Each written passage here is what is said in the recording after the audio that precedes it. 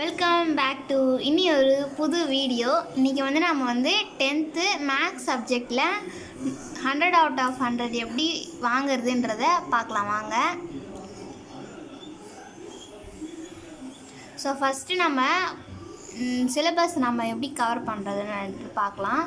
So first 1 mark நம்ம எல்லாத்தையும் படிச்சுக்கணும். அதே மாதிரி 2 மார்க்கில் நம்மளுக்கு தெரிஞ்சு ரொம்ப இம்பார்ட்டண்ட்டானது 5 மார்க்கு, 8 மார்க்கு, 5 மார்க்கு, 2 மார்க்கு எல்லாமே நமக்கு தெரிஞ்சது எல்லாம் படிக்கணும். ஸோ அதெல்லாம் நம்ம தெரிஞ்சால் தான் பார்க்கலாம். ஸோ இப்போ 8 மார்க் எப்படி இருக்குது அப்படின்னு பார்க்கலாம். 8 மார்க்கில் ஃபஸ்ட்டு கொஷின் நம்பர் 43 அப்படின்னு தான் இருக்கும். ஸோ அதில் என்னென்னா construction of similar triangle, construction of triangle, இந்த மாதிரி நம்ம எந்த இது தெரியுதோ, எந்த சம்மு தெரியுதோ அந்த சம்மை நம்ம அட்டன் பண்ணிடணும் ஜாமெண்ட்ரி பொறுத்த வரைக்கும். நெக்ஸ்ட்டு 8 மார்க்கில் 44ல் நம்ம கிராஃப் எப்படின்னா நம்ம நம்பரை பிளாட் பண்ணி போடுறது, அது சம்மை வச்சு போடுறது தான் கிராஃபு. ஸோ அதையும் நம்ம கரெக்டாக எல்லாத்தையும் பார்த்துடணும். ஸோ அதையும் பார்த்துக்கலாம். இப்போ 5 மார்க்கில் 29லேருந்து 42 வரைக்கும் 5 மார்க் இருக்கும். ஸோ அதில் எத்தனை லெசன்னா first lesson, 3rd chapter, 5th chapter, 7th chapter. இதில் நம்ம first chapter, 3rd chapter, 5th chapter, 7th, 8th chapter, இத்தனை சாப்டரும் நம்ம முக்கியமாக பார்க்கணும். இதில் இருக்க எல்லாத்தையும் எல்லா சமயம் பார்க்கணும் 5 மார்க்கை. ஸோ அது ஏதாவது 2 கேள்வியாவது கேட்க வாய்ப்பு உண்டு. ஸோ அதை நல்லா படிச்சுக்கணும். அப்புறம் தியரம்ஸ் எல்லாத்தையும் நம்ம மனப்பாடம் பண்ணணும். அதில் நம்ம டெஃபினேஷனு அதெல்லாம் நம்ம எழுத சொல்லுவாங்க, அதை வச்சு கூட சம் போட சொல்லுவாங்க. ஸோ அதையும் நம்ம தெரிஞ்சுக்கணும்.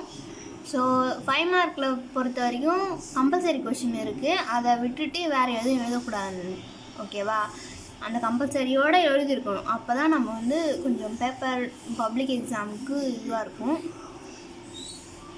ஸோ செகண்டு 2 மார்க் பார்க்க போகிறோம். 2 மார்க்கில் எல்லாத்தையும் டெஃபினேஷனு, அந்த தியரம்ஸு நிறையா இருக்கிற பார்க்கணும். பார்த்துட்டு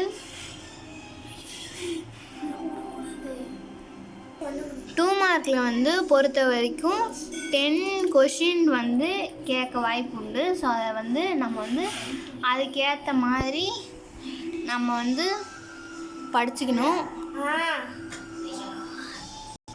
ஸோ இப்போ ஃபஸ்ட்டு 1 மார்க் பார்க்க போகிறோம். 1 மார்க்கில் எல்லா கேள்வியும் உங்களுக்கு நல்லா தெரிஞ்சிருக்கணும். புக்கில் இருக்கிற எல்லா இதில் எல்லா லெசனோட 1 வேர்டும் நீங்கள் படிக்கணும். 3 அல்லது 4 வினாக்கள் புத்தகத்தின் வெளியிலிருந்து, அதாவது தயாரிக்கப்பட்ட வினாவாக இருக்கும். அதாவது 2 இல்லை 3 கொஷினோ வெளியிலேருந்து வரும், உங்களுக்கு க்ரியேட்டிவாக அவங்களே கொடுக்குற மாதிரி. ஸோ அதையும் நல்லா படித்து வச்சுக்கணும். நெக்ஸ்ட்டு திங்கிங் கார்னர், ப்ராக்ரஸ் செக்கு, கியூஆர் கோடு, நோட்டு அதெல்லாம் நல்லா நம்ம படித்து வச்சுக்கணும். 1 மதிப்பெண் வினாக்களுக்கு விடை எழுதும் போது விடை குறியீட்டு ஆப்ஷன் என்னும் இருக்க வேண்டும். அதாவது ஏபிசிடின்றோம்ல, அந்த ஆப்ஷனும் நம்ம எழுதணும். ஸோ அப்போ தான் நம்மளுக்கு மார்க் போடுவாங்க.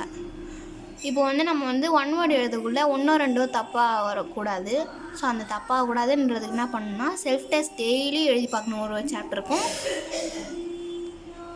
நெக்ஸ்ட்டு குருட்டு மனப்பாடம் பண்ணக்கூடாது ஆப்ஷனை மட்டும். ஏன்னா ஆப்ஷனை நாங்கள் மாற்றி கூட கேட்கலாம். ஸோ அதனால் நம்ம எதையும் மனப்பாடம் பண்ணக்கூடாது. நமக்கு இந்த செம்மை புரிஞ்சிட்டு போடணும், அவ்வளோதான். தேர்வுக்கு தயாராகும் முறை. இப்போ நம்ம எக்ஸாமுக்கு எப்படி ப்ரிப்பேர் பண்ணுறோம் அப்படின்றது கணித பாடத்தில் புரிதலுக்கு முக்கியம். இப்போ நீங்கள் மேக்ஸ் பொறுத்த வரைக்கும் நம்ம மனப்பாடம் பண்ணுறது இல்லை, நம்ம அதை புரிஞ்சுக்கிட்டு போடணும். அதே மாதிரி மனப்பாடம் செய்கிறத அந்த பழக்கத்தையே விட்டுறணும். நம்ம இப்போ 10th போகிறோம். நெக்ஸ்ட்டு ஃபார்முலா நம்ம எழுதி வச்சுக்கணும். ஏதாவது ஒரு நோட்லேயோ இல்லை பேப்பர்லேயோ நம்ம தனிப்பட்ட இதில் எழுதி வச்சுக்கிட்டா எக்ஸாம் அப்போ நம்ம அந்த ஃபார்முலாவை பார்த்து படிச்சுக்கலாம். நெக்ஸ்ட்டு என்னென்னா நம்ம ஆன்சரை மனப்பாடம் பண்ணிக்கூடாது. இந்த இதுதான்ட்டு திட்டமிட்டு முறையாக படிக்கணும். அதாவது நம்ம ஒரு ஷெட்யூல் போட்டு படிக்கணும் அப்படின்றாங்க. இப்போ எக்ஸாம் ஹாலில் எப்படி பதற்றம் அடையக்கூடாது. நெக்ஸ்ட்டு எழுதும் போது எழுதுகிற பொருள்லாம் எல்லாம் இருக்கணும் எக்ஸாம் ஹாலில். நெக்ஸ்ட்டு வந்து நீட்டாக நல்லா அழகாக பார்க்குற மாதிரி இருக்க மாதிரி ப்ரெசன்டேஷன் இருக்கணும். இப்போ வந்து கேள்வித்தாளை நீங்கள் கொடுத்துட்ட உடனே எல்லா கொஷினையும் நீங்கள் வந்து ஒரு தாட்டி படிக்கணும். படித்ததுக்கப்புறம் எல்லாத்தையும் நல்லா அண்டர்ஸ்டாண்ட் பண்ணி அதுக்கப்புறம் எழுதணும். ஸோ அதுதான் நெக்ஸ்ட்டு. விடைத்தாளில் இப்போ வந்து பார்ட் 1, பார்ட் 2, பார்ட் 3, பார்ட் 4 அது வரைக்கும் இருக்குது. அதில் வந்து மாற்றி எழுதாமல் ஒரு முறையாக எழுதணும். இப்போ வந்து நீங்கள் வந்து கடைசியிலேருந்து எழுதுனீங்க அப்படின்னா கடைசியிலேருந்து கரெக்டாக 4th, 3rd, 2nd, 1st எழுதணும். இல்லை நான் ஃபஸ்ட்லேருந்து தான் எழுதணுன்னா ஃபஸ்ட்லேருந்து அழகாக எழுதணும். நாங்கள் மாற்றி எழுதணுன்றப்பல செம்ம குழப்பி வச்சுட்டு வந்துடக்கூடாது. ஓகேவா?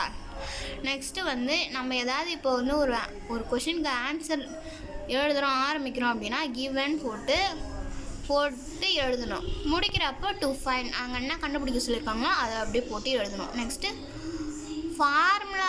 ஃபார்முலாக்கான ஆன்சர் அழகாக கட்டம் காட்டுங்க. அதாவது நம்ம ஃபார்முலா எழுதக்குள்ள அது அழகாக ப்ரெசன்டேஷன் அழகாக இருக்கணும் அப்படின்றாங்க. கிராஃப் ஜாமெட்ரி வந்து எல்லாத்தையும் பார்க்கணும். அதே மாதிரி நம்ம வந்து அழிச்சு எழுதக்கூடாது. ஸோ அதை நம்ம ப்ராக்டிஸ் பண்ணணும். இப்போ வந்து அந்த ரிவிஷன் எப்படின்னா எல்லா வினாக்களோட நம்பர் சரியாக இருக்கா அப்படின்னு பார்க்கணும். நெக்ஸ்ட்டு வந்து ஒரு மதிப்பெண்ணுக்கு ஆப்ஷன் கரெக்டாக எழுதிருக்குமா அப்படின்னு பார்க்கணும். அதாவது நம்ம கிராஃபில் யூனிட்ஸு ஸ்கேல்லாம் எழுத பார்த்தீங்களா, அதெல்லாம் கரெக்டாக எழுதிருக்குமா அப்படின்னு பார்க்கணும். எல்லாத்தையும் நம்ம கரெக்டாக எழுதியிருக்கோமா, எல்லா ஃபார்முலாவும் கரெக்டாக எழுதியிருக்குமா அப்படின்னு பார்க்கணும். ஸோ அதுதான். நெக்ஸ்ட்டு வந்து இதை வந்து நான் வந்து வேறு ஒரு வீடியோவில் போடுறேன். தேங்க்யூ. இதே மாதிரி நம்ம சேனலுக்கு நிறையா சப்போர்ட் கொடுங்க. Thank you to all.